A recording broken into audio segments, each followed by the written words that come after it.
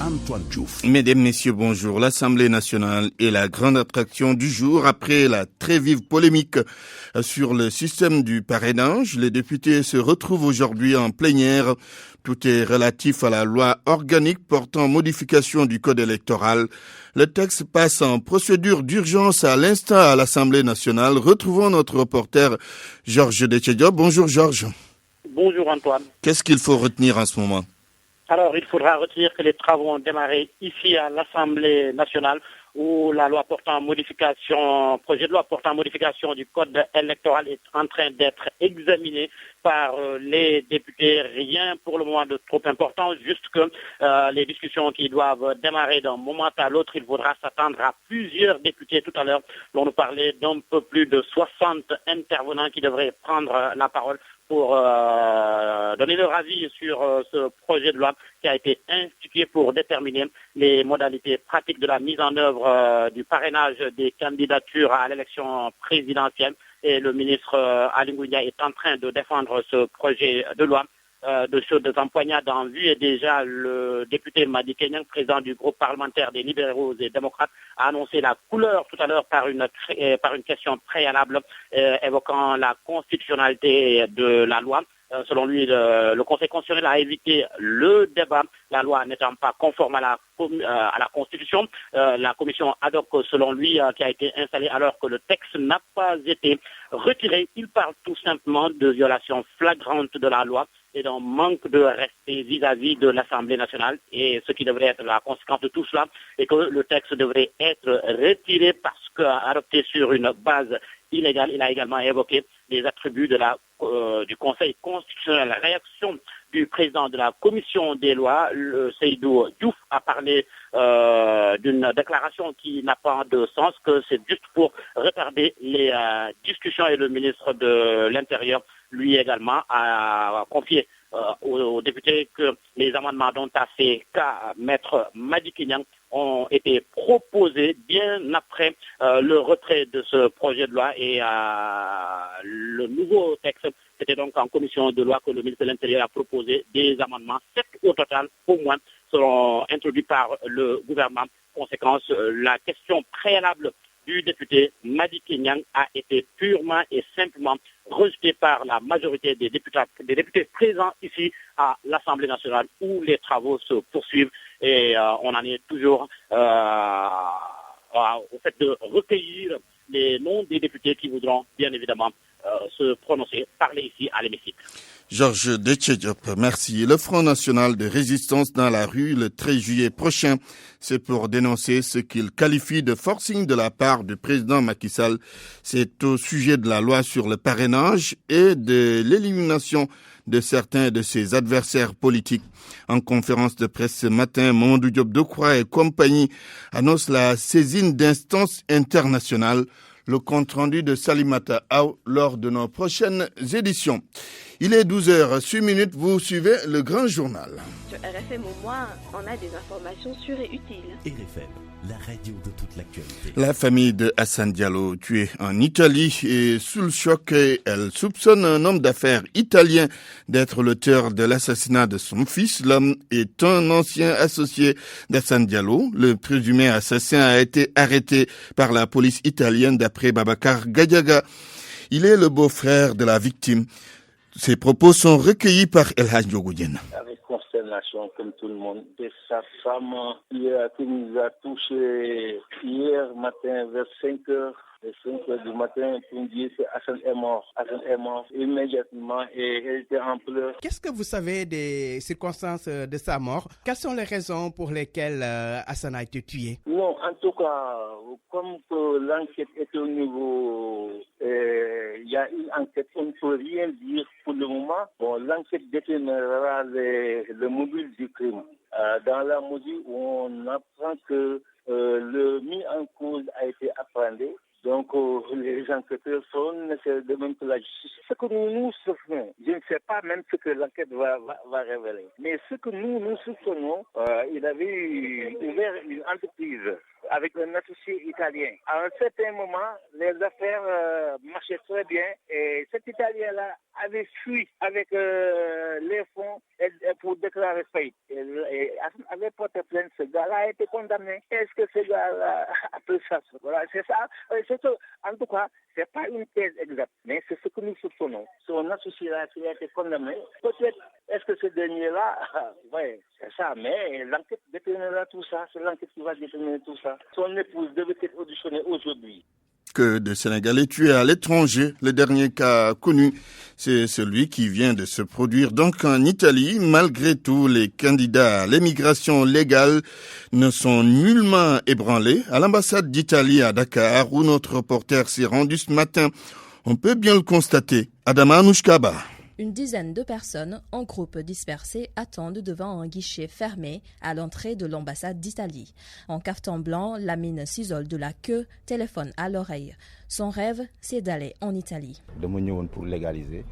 Je suis venu légaliser des dossiers. Je veux immigrer, rien ne marche au Sénégal. Si je sors de l'Afrique, je trouverai mieux. À 49 ans, ce père de famille ne désespère pas.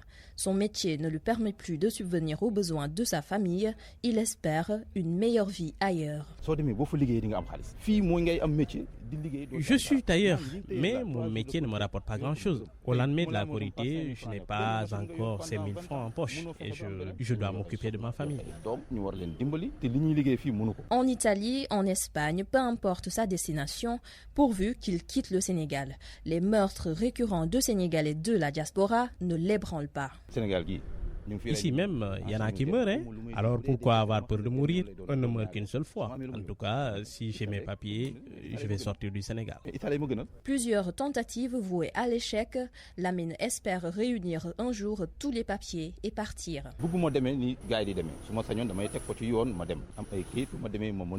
20 minutes d'attente, la foule commence à s'impatienter. L'entrée et le guichet sont toujours clos. Ces hommes et femmes dénoncent un accueil pas des meilleurs ici à l'ambassade d'Italie. Pour parler d'Hassane Diallo, il sera inhumé à Mbacké, sa ville natale.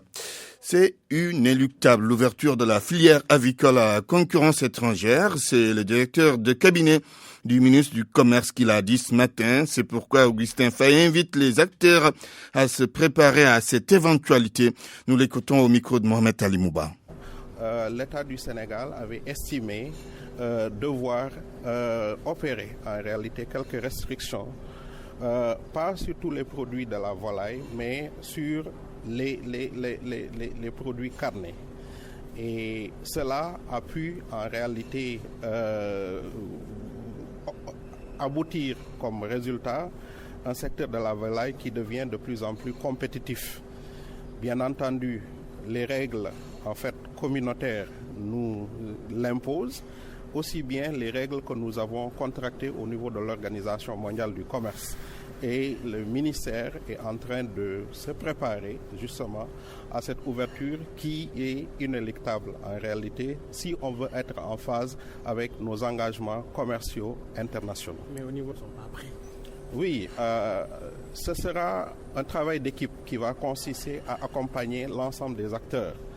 Tout récemment, au niveau de la zone économique continentale de libre-échange, le problème n'est pas de se focaliser sur un marché domestique, mais le problème c'est de s'ouvrir à l'extérieur pour vraiment davantage accroître le pouvoir d'achat ou la compétitivité de nos entreprises. Et là, c'est tout l'effort que l'État, en compagnie des partenaires techniques que sont l'UEMOA, notamment l'UEMOA et d'autres partenaires techniques, peut fournir pour mettre en réalité nos producteurs à niveau pour pouvoir affronter en réalité cette ouverture des marchés. L'on a beaucoup parlé de la hausse du prix du ciment ces derniers temps, mais l'on oublie qu'il y a également hausse pour ce qui est du fer, une augmentation qui aura des conséquences dans le secteur du bâtiment, indiquent les techniciens interrogés. Et pour les ouvriers, la main-d'œuvre pourrait être affectée. Le reportage de Nafissa Toussila. De 45 000 francs, la tonne de fer de construction grimpe jusqu'à 53 000, voire 56 000. Une hausse qui ne s'explique pas pour Mamadou Faye, chef de chantier à Fass. C'est entre 50 et 56 000 et on ne sait pas pourquoi on augmente le prix du fer. Peut-être que c'est à cause du baril de pétrole qui connaît une hausse. Comme c'est importé, c'est normal. Et c'était le cas pour le ciment et le béton. Cette hausse nous porte préjudice souvent. Les clients ne le comprennent pas et ça fausse nos devis. Mamadou Sek est entrepreneur. Pour lui, cette augmentation aura certainement un impact sur la qualité de l'ouvrage. L'impact sera sur la qualité. Au lieu de mettre, par exemple, 20 tonnes de fer, ils vont mettre 12 tonnes de fer. Voilà. Ou bien 15. Et cela va impacter sur la qualité du... Sur la qualité du travail. Ouais. Et c'est donc le bâtiment, ouais, c'est dangereux. Le bâtiment ne sera pas solide.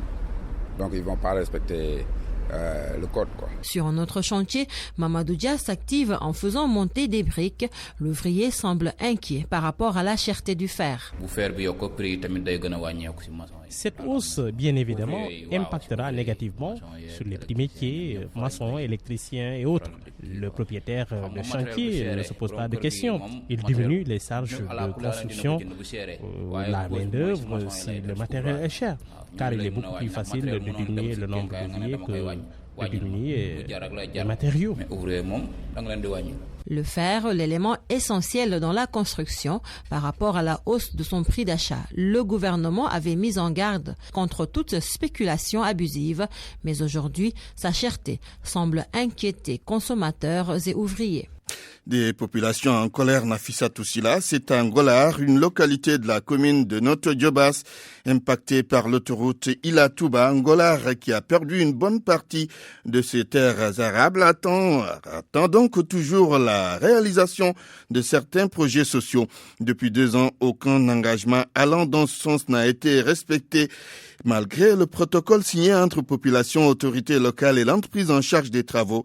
Correspondant Cheikh Anta Diop. Un protocole d'accord avait été signé entre les populations d'Ongolare, les autorités locales de Notto-Diobass et une entreprise chinoise chargée d'exploiter la latérite utilisée dans la construction de l'autoroute Ila-Touba. Des terres ont été expropriées depuis 2 ans. Aucun engagement n'a été respecté selon les populations. Souleymane Tine, leur porte-parole. La matière première qui devait servir à bâtir cette autoroute est sur nos terres. On nous a exproprié, on nous a pris nos champs. Et qui connaît le paysan doit savoir qu'il n'a que son champ pour servir. Le protocole a été signé depuis novembre 2017 et jusqu'à présent, il n'y a aucun acte de ce protocole qui a été respecté. C'est pourquoi nous sortons pour dénoncer cette situation. Dans le protocole d'accord, il est dit qu'ils vont réfectionner cette route. Vous êtes passé par là et vous avez vu par vous-même que ce n'est pas une route. Elle est impraticable. Ensuite, il était dit qu'ils allaient recruter 15 jeunes. En plus de ça, la case de santé en poste de santé, la construction de 5 salles de classe, la construction d'une bibliothèque donc informatique et également un foyer de jeunes et également la construction d'un abreuvoir pour le bétail. Mais rien n'a été fait de tout cela. Aussi, Ngolare souffre d'un manque criant d'eau et d'électricité. Il n'y a pas d'électricité. Les femmes font des pieds et des grues pour avoir le liquide précis. Il y en a même qui se lèvent à 4 h du matin, ne serait-ce pour avoir de l'eau. Ces populations d'Ongolare qui menacent de passer à une vitesse supérieure sollicitent l'intervention de l'État avant qu'il ne soit trop tard. RFM Thiès, Cheikh Anta Diop. RFM. L'actualité internationale. Rebonjour Sornana Tambay. Rebonjour Antoine. Mali, des charniers auraient été découverts dans le centre du pays. 25 corps en tout, dans 3 fosses communes découvertes à Nantaka et Kobaka, non loin de Mopti. L'armée serait responsable de ce massacre selon des témoins. Un berger raconte avoir vu des militaires la veille de la découverte des charniers le 13 juin dernier.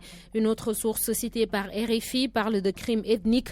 Les soldats avaient arrêté plusieurs personnes et ont par la suite libéré les Sanraï, les Tamashek noirs et les Bozo, gardant prisonniers 25 Peuls. Et ce sont ces 25 personnes qui ont été retrouvées dans les fosses communes. Le porte-parole du gouvernement malien et le ministre de la Défense déclarent qu'une enquête a été ouverte, mais ils disent tous les deux que l'armée n'est pas impliquée dans ces événements. Au Mali, toujours, on enregistre la première candidature féminine pour 2019. Kanté Dieboundiaï vient d'ajouter son nom à la longue liste de la vingtaine de candidats déclarés. Cette femme d'affaires l'a officialisé hier dimanche. Âgée de 55 ans, la dame se dit candidate pour défendre les droits de la femme malienne. Elle déclare avoir le soutien de 65 clubs et associations, sa liste de parrainage et sa caution. Côte d'Ivoire, le parti unifié, ce sera peut-être après la présidentielle pour la formation de Bédié. Oui Antoine, c'est ce qui ressort d'une réunion du bureau politique du Parti démocratique de Côte d'Ivoire samedi dernier. L'examen des textes fondateurs de la future grande formation est repoussé. Ce sera après la présidentielle de 2020. Henri Konan Bédié et ses camarades veulent ainsi reconquérir le pouvoir. Nafissa Toussila. On ne peut plus parler d'ambiguïté, le message est clair. Les membres du bureau politique ont accepté l'accord portant création du parti unifié, mais aucun congrès pour valider ou non ce projet ne sera organisé avant 2020. Selon le communiqué final, le 13e congrès ordinaire prévu en octobre prochain ne se tiendra finalement pas. Le porte-parole du PDCI s'est voulu rassurant à l'endroit des militants. Le parti est déterminé à reconquérir le pouvoir. Le président du Forum des jeunes du PDCI a ajouté que la question du parti unifié va se discuter après leur victoire en 2020. Henri Konan Bédié était présent à cette réunion qui intervient 2 semaines après la publication d'une interview du président Alassane Ouattara dans laquelle il affirmait ne pas exclure de se représenter en 2020. Au Congo-Brazzaville, le général Mokoko aurait été victime de torture. Une dénonciation de ses partisans à 3 jours de son audience. D'après eux, les aveux du général Jean-Marie Michel Mokoko ont été obtenus sous la torture. L'ancien candidat à la présidentielle de 2016 a été condamné à 20 ans de prison pour atteinte à la sûreté de l'État le mois dernier. Un homme d'affaires accusé de complicité avec le général a déclaré avoir été amputé de 2 doigts et contraint de signer le procès-verbal de son audition. Le HCR félicite l'Espagne et met en garde contre un nouveau scénario de l'Aquarius. Les 629 migrants clandestins ont finalement débarqué à Valence hier après 1 semaine en mer. Leurs besoins seront évalués et les autorités vont procéder à l'identification de ceux qui sont en danger et qui auraient besoin d'une protection internationale. D'après le haut-commissaire des Nations Unies pour les réfugiés, le sauvetage en mer est en principe trop important pour être remis en cause et toute hésitation à débarquer des personnes secourues représente un grave péril, non seulement pour les réfugiés et les migrants, mais aussi pour n'importe quelle autre personne pouvant se retrouver en difficulté en mer. Antoine. Sornana Tambay, merci pour cette page internationale. RFM, la chronique du jour. La chronique du jour s'inspire de l'affaire du bateau Aquarius, affaire sur laquelle on n'a nullement entendu les dirigeants africains. Abdoulaye Cissé. Ils ont tué Senghor et enterré son héritage culturel. Le président Senghor a chanté et décliné l'émotion nègre sous toutes ses facettes. De quelle émotion s'agit-il? L'autre, Don Diego, a apostrophé son fils. « Rodrigue, as-tu du cœur ?» Ce dernier de répondre avec sa digne colère. « Tout autre que mon père l'éprouverait sur l'heure. » Les 600 migrants africains qui viennent d'accoster à Valence, une bonne partie à bord du navire humanitaire Aquarius, indésirable sur le sol européen, ballotté de port en port, refusé successivement par l'Italie et Malte, ces migrants auraient aimé poursuivre la prose du site de Corneille. Si seulement les dirigeants africains étaient pour laver l'affront comme Don Diego, mes cousins migrants auraient certainement apprécié. Agréable colère, digne ressentiment à ma douleur bien doux. Je reconnais mon sang à ce noble courroux. Ma jeunesse revit en cette ardeur si prompte. Viens, viens mon fils, viens mon sang, viens réparer ma honte, viens me venger. À croire que cette prose était couchée sur du papier pour servir la cause des migrants. Que non, puisque les dirigeants africains censés laver l'affront ne semblent pas en être dignes. Dirigeants africains, avez-vous du cœur? Est-ce du sang africain qui coule dans vos veines? Pourquoi ce silence si bruyant? Pourquoi ce silence qui parle pour votre soumission à l'Occident?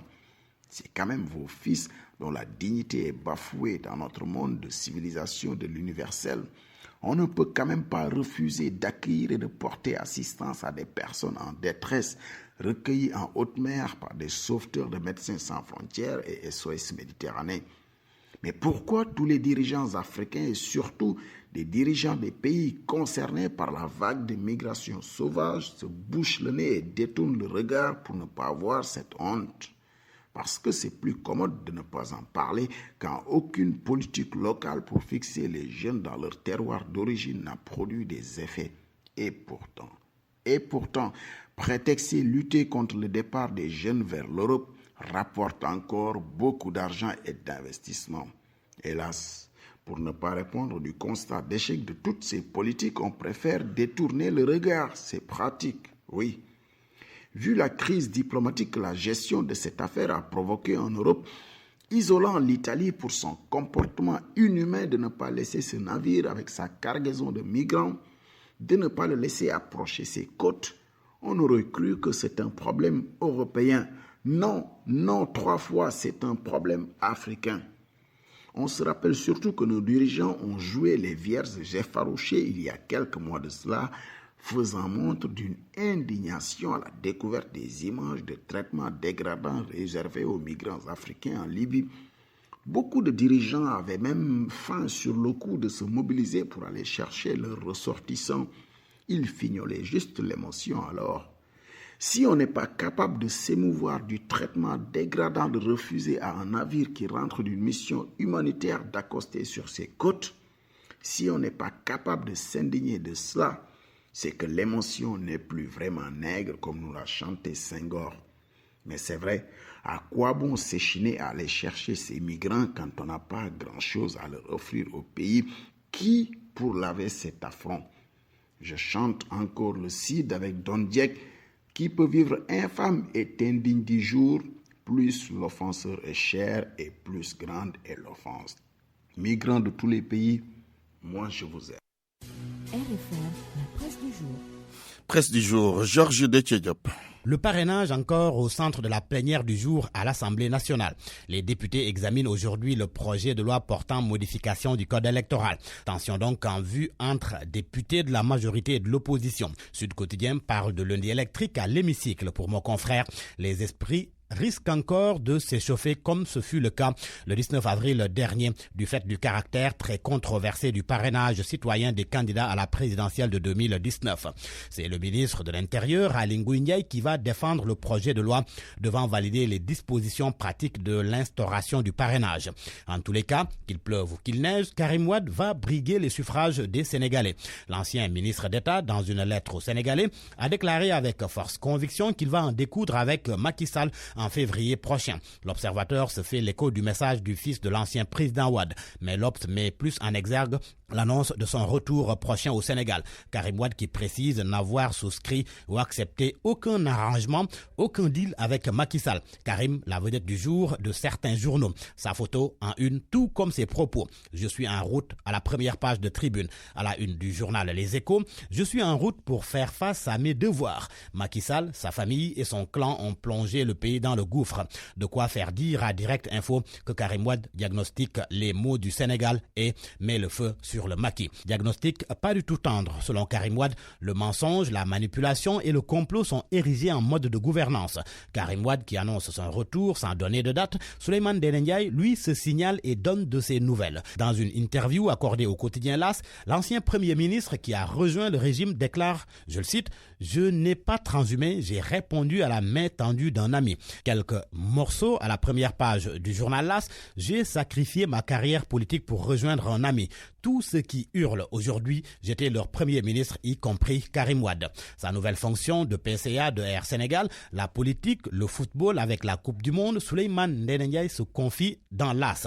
Pendant ce temps, Libération fait état de nouvelles révélations dans la gestion jugée scandaleuse du Prodac. Le journal affirme que les mises en cause présumées n'ont trouvé que le prétexte du complot pour se défendre malgré la gravité des faits. Libération fait état d'un carnage financier et de légendes à 2 balles de délinquance de haut vol et conclusion accablante du cabinet Soterco. Et à la lumière de l'affaire Prodac, Source A braque ses projecteurs sur le domaine agricole communautaire de Keur Sambakan. DAC lancé depuis 5 ans pour un coût de 5 à 6 milliards de francs CFA. Il devait générer 300 emplois fixes et 10 000 à 12 000 emplois temporaires. Seulement, et c'est là que le bas blesse, Keur Sambakan n'a connu que des terrassements et tous les espoirs se sont éteints. Selon Source A, on avait fait croire aux décideurs que la revitalisation de la vallée du Karkar pouvait être un début de solution.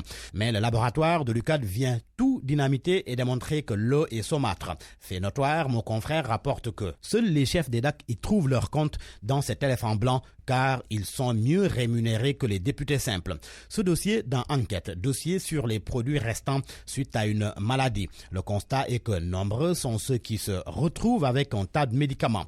Alors, que faut-il faire? S'interroge Enquête. L'éclairage du directeur de la prévention au ministère de la Santé, le docteur Mamadou Ndiaye, confie que quand un médicament est déconditionné, il n'y a plus de garantie. Le président de l'Ordre des pharmaciens, lui, souligne que les produits non utilisés après usage suscitent beaucoup de réactions quant à leur impact économique et environnemental, mais on ne peut en aucune façon les obliger à aller au-delà des conditions qui déterminent la qualité des médicaments, même s'il reconnaît qu'il se pose un problème de sécurité et de sûreté une fois qu'il fait l'objet de manipulation par une tierce personne. En sport, Sénégal-Pologne, c'est demain, à 24 heures du premier match des Lions, dans la chaleur de la tanière. C'est le titre du jour de l'Observateur qui nous apprend que les familles des joueurs seront conviées à la grande fête du football et c'est la fédération qui s'occupera intégralement de leur prise en charge. Et pour demain, les balles arrêtées vont constituer l'arme fatale contre la Pologne. Et déjà, l'équipe du Sénégal est dans la capitale russe. Ils sont donc à l'heure de Moscou selon le journal Le Quotidien. Le Quotidien et l'Observateur, les autres journaux aussi, s'arrêtent sur le forfait de Saliou Ciss remplacé par Adam Mbeng. Mais comment les Lions comptent-ils aborder le match contre la Pologne? Record en parle. Pour le milieu du terrain, le duo Ghana-Alfred prend forme et les Lions vont jouer en 4-4-2 avec Mbaye Niang à la pointe de l'attaque. Quant au poste de gardien, Khadim ou Diallo, selon Stade, Aliou Cissé tranche ce lundi. Mais attention à Lewandowski, dont les propos sont à la une du journal. L'attaquant polonais dit avoir soif de but. À vos kiosques et bonne lecture. C'est la fin de cette édition. Je vous rappelle les titres. Antoine Diouf. Assemblée nationale, la loi organique portant modification du code électoral passe à l'instant en procédure d'urgence. Une marche nationale le 13 juillet prochain. Le Front social de résistance nationale en a fait l'annonce ce matin. Le dit front entend saisir des instances internationales pour dénoncer ce qu'il appelle le forcing du président Macky Sall. Assassinat d'Hassane Diallo en Italie, la famille de la victime soupçonne un homme d'affaires italien. Ils furent des associés. Hassane Diallo sera inhumé à Mbacké, sa ville natale. Et puis une nouvelle qui ne va pas plaire aux acteurs de la filière avicole. Le directeur de cabinet du ministre du Commerce annonce l'ouverture prochaine du secteur à la concurrence étrangère. C'est inéluctable, a dit l'autorité. Journal présenté par Antoine Diouf à la technique. Vincent Mamadou Diop, journal réalisé par El Hadj Djogoudiena. 13h, la grande édition en Wolof avec El Hadj Hassan Gueye. Tout de suite, le journal du mondial avec Soda Thiam. Rebonjour Soda. Rebonjour Antoine Diop. C'est à vous. Merci. Entrée en lice dans ce mondial aujourd'hui, la Tunisie, les Aigles de Carthage affrontent les Three Lions. La rencontre est prévue à 18h. Une équipe tunisienne très en forme face à l'équipe d'Angleterre complètement rajeunie, Anna Rocha. Cela faisait 20 ans que la Tunisie n'avait plus affronté l'Angleterre en Coupe du Monde de football. La dernière fois remonte au Mondial 98. Victoire des Three Lions 2-0, début d'Alan Shearer et Paul Scholes. Avec son expérience et ses individualités, l'Angleterre reste favorite. Mais attention, les Lions de Carthage peuvent peut-être signer la première victoire africaine. 4e nation d'Afrique à entrer en lice dans la compétition.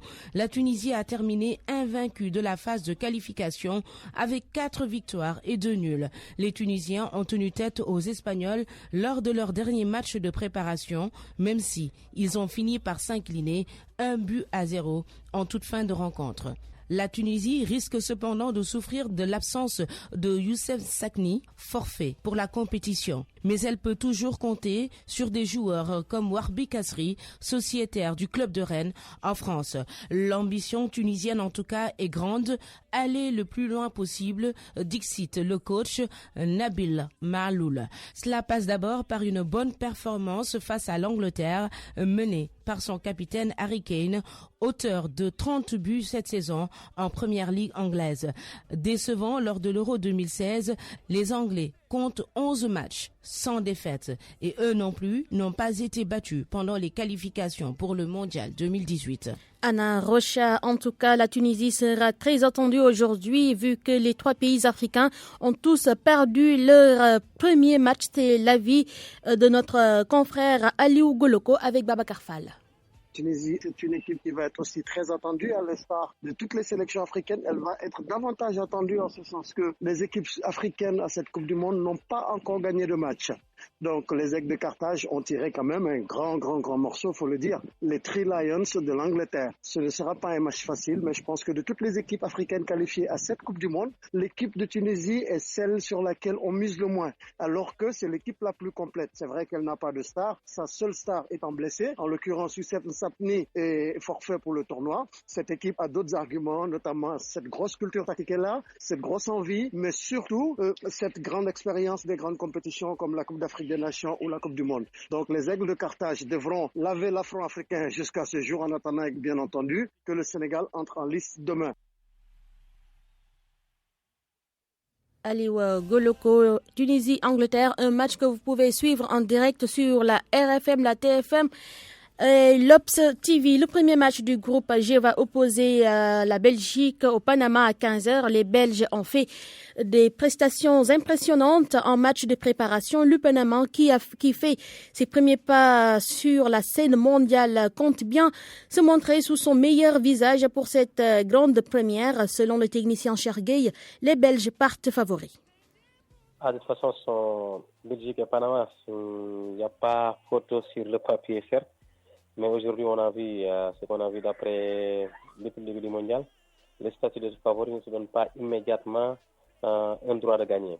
Donc, sur le papier, certes, il n'y a pas photo, parce qu'on voit Belgique, ce sont des joueurs très expérimentés qui jouent dans des championnats de haut niveau, à savoir les Lukaku, Fellaini, Courtois, Hazard, Kevin, De Bruyne, Moussa Dembélé et Vermaelen.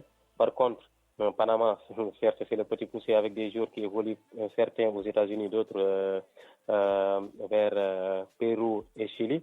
Mais cela ne veut pas dire qu'ils seront déjà vaincus à l'avance. L'objectif de cette équipe aujourd'hui, c'est de ne pas être ridicule et vraiment de rêver. Parce que l'histoire de la Coupe du Monde a donné droit de rêver à certains petits poussés. Si on voit en 2010, par exemple, la Corée du Nord et Nouvelle-Zélande. En 2006, Trinité, Tobago et Angola ont fait de bonnes entrées. En 2002, il y avait la Chine et le Sénégal. Donc, pour vous dire que les coéquipiers de Hazard doivent vraiment être très sérieux avec du caractère pour venir à bout un Panama qui va jouer sans pression et qui va jouer surtout avec une identité et du sérieux. Parce que de toute façon, l'Islande a donné un exemple à cette équipe de Panama. Même si on voit que l'Islande, c'est différent parce que l'Islande a déjà fait une Coupe d'Europe en France en 2016. Mais les petits poussés, l'histoire a donné raison que parfois ils jouent sans pression, ils peuvent faire quelque chose. De toute façon, le favori restera toujours l'équipe de la Belgique.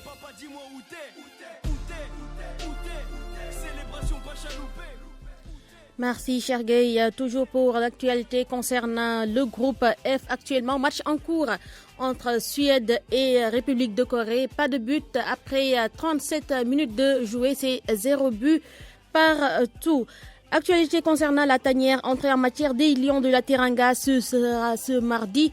Ils ont effectué une séance d'entraînement au stade du Spartak Moscou où ils doivent croiser la Pologne demain. Actuellement, l'entraîneur des Lions, Ali aussi, s'est fait face à la presse. Nous allons rejoindre notre correspondant, notre envoyé spécial, on va dire, Youssouf Bojan, depuis Moscou, mais la ligne, on me dit, n'est pas bonne. Nous y reviendrons dans notre prochaine édition à 13h. Donc c'est tout pour ce numéro du Journal du Mondial. Merci à Babacar Rafal, merci également à Anna Rocha, à Chergueil, Aliou Goloko, la partie technique, Mamadou Vincent Diop, Aliou Djassé, Abdoulaye Didi Diop.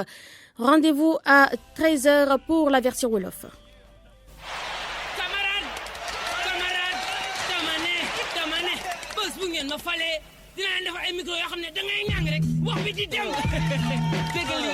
wala jërë ngeen jëf mbokk yi bal ba bonde na gaal gaa ngay rëbbi nourrir nag ak i foofee nga xamante ne nag moom mooy Russie tey wax ne nag sunu gaynde faux lions yi jamono yi ñuy wax ak yéen ñu ngi ci entraînement bu tàng jër tey wax ne nag suba la ñu fas yéene jàkkaarloo ak ñi nga xamante ne ñoom nooy waa Pologne askan wi nag tey wax ne nag fi mu ne 199 000 waxtu la ca daan toftalu mooy li toftaluwaat ci simili kon naka jaase o mooy ki féete ci machine bi ci micro bi tonton Ada.